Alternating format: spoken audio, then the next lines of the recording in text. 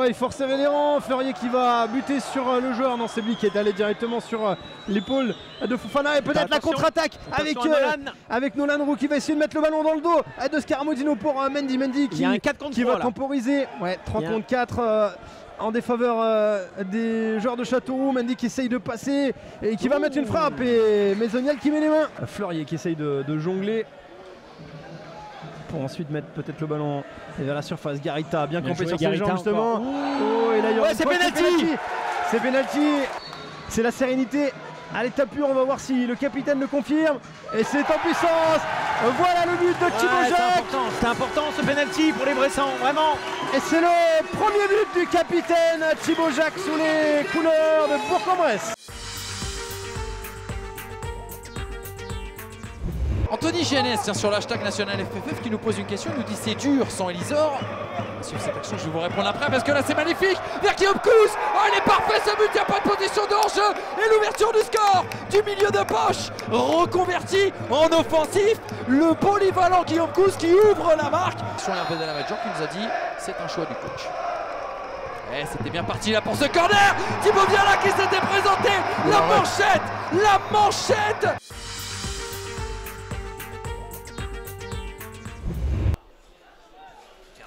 Allongé, voilà, là il y a de l'idée, c'est bien joué pour Remars. Oh superbe, superbe là ce que vient de faire Mathéo Remars, qui va pouvoir centrer.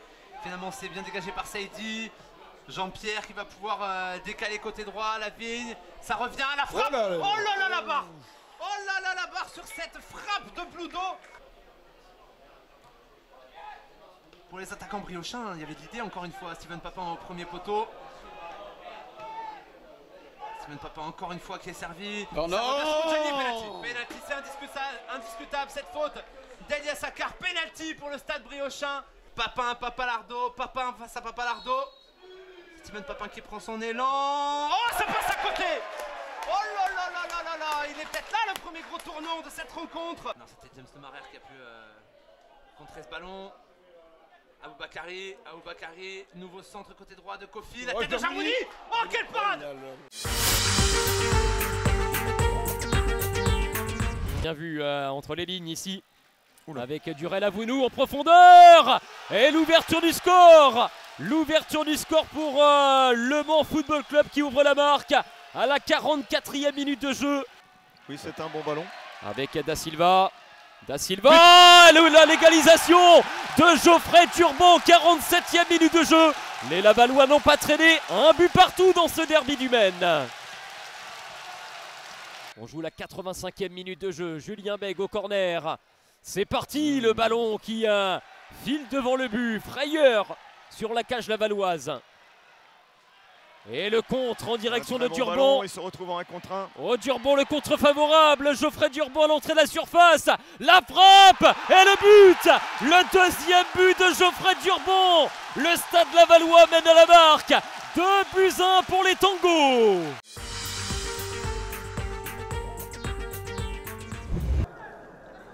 Diaouri qui récupère encore de nouveau ce ballon. Attention, il y a un petit moment d'attente et ça va profiter justement. Ça va profiter à Godson Kierémé qui va aller inscrire le premier but de la partie, 1-0. Ils se sont regardés sur cette touche, il en a profité. Positionné juste derrière là maintenant Carnegie Antoine, ça alterne également du côté de l'équipe de Xavier Collin. On essaie de trouver des solutions. Attention parce que là il a tout le temps de contrôler le ballon. Il va pouvoir peut-être se présenter. Il va peut-être même armer également. Ça va revenir derrière avec le 2-0 déjà. 2-0. Et c'est Kevin Testu, on en parlait il y a quelques instants. Ils sont repartis pour nous refaire la même chose que la semaine dernière. 2-0 déjà pour Annecy. Et 0-0 entre Sète et Saint-Brieuc. Vous êtes donc au très bon endroit si vous voulez voir des buts. Parce que nous on en a ici. Et peut-être encore avec là c'est bien fait cette percée. Est-ce qu'il va y avoir quelque chose? Il va y avoir penalty. Et devant lui il y a Florian Escalès. Et le contre-pied parfait. Le contre-pied parfait, ça fait 2-1 dans cette rencontre entre l'USO et le FC Annecy. Chercher l'égalisation, c'était au premier poteau. Ça va peut-être revenir dans les pieds d'un joueur Annecy finalement. Non, ça revient sur le côté droit avec la tentative de frappe. L'arrêt. Justement l'autre tir cadré. Et l'égalisation! L'égalisation! Et c'est signé du capitaine! C'est Nicolas Sarruf! On a du mal, hein. On a du mal à sortir le ballon. La frappe et la parade de Lambé. C'est Flotac Suarez. Balle en cloche et ça sera pour Geoffrey Lambé. Ouais, qui va jouer rapidement sur Nadir Belal sur le côté. Ça c'est une passe à la main ça. Ouais. C'est un quarterback de NFL. Ouais, pourquoi le ballon pas. dans le dos pour Bekichi qui Bien va devancer joué. la sortie. Bekichi. Qui va redresser. Ah c'est sauvé. Bien sauvé. Quasi sur la ligne. Excellent retour Cristolien. C'est pas terminé. Bekichi en retrait. Mais c'est tout qui arrive pas à reprendre. Mathieu Gérand. La feinte. Mathieu Gérand derrière.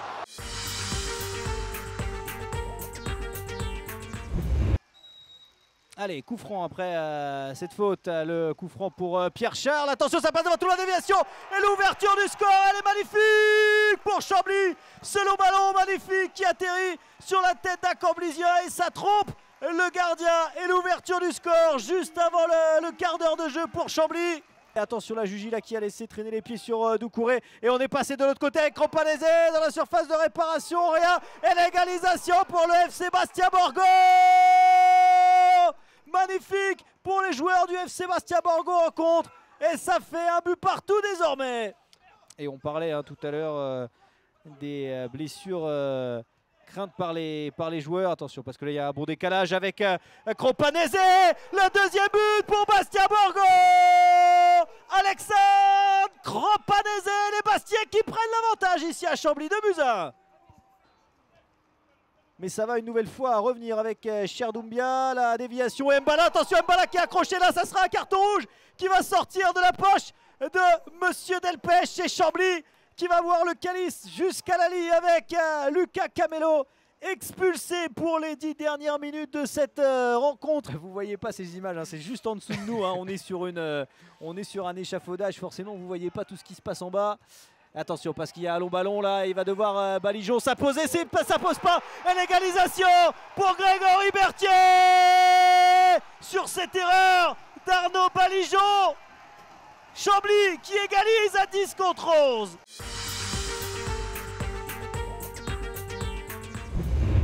Qui peut en servir, Moussa Silla sur le côté gauche, poursuivi par Balthazar Pierret. Balthazar Pierret là qui a pris le dessus sur Silla, mais le ballon qui reste en possession du joueur Choletais.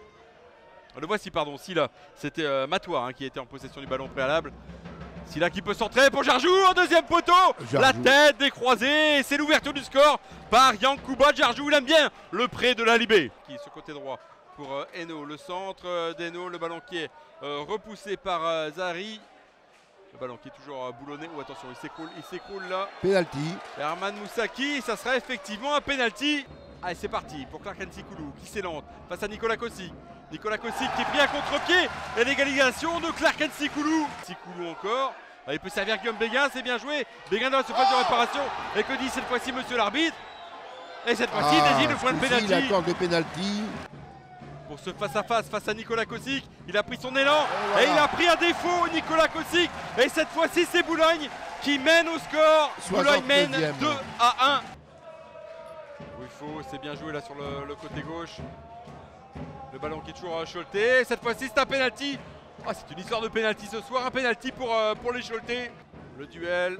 Yohan Leméoté qui va s'élancer face à Simon Pont-de-Mai. Yohan Leméoté, Simon Pont-de-Mai, il était tout près du ballon et c'est l'égalisation, 2 buts partout. Et il va changer de côté pour Sidibé. Le ballon qui arrive justement jusqu'au numéro 7. Makan Sidibé qui peut centrer pour Ndjike, c'est bien joué. Oh, avec cette frappe qui termine au fond des filets. Un but d'école marqué par Tony Ndjike. Ça fait désormais 3 buts à 2.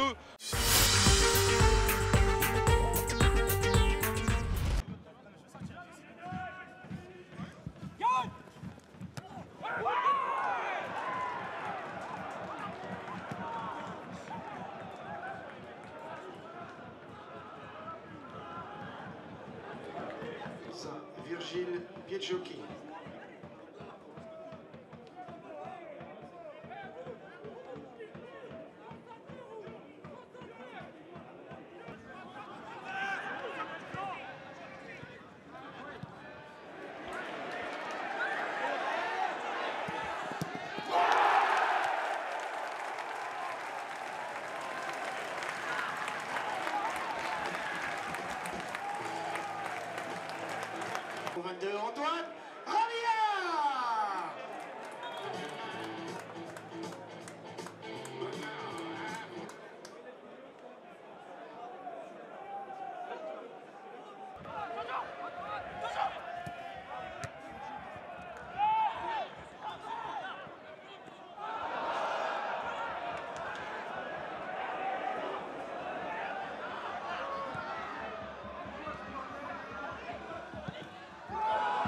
Roubaix.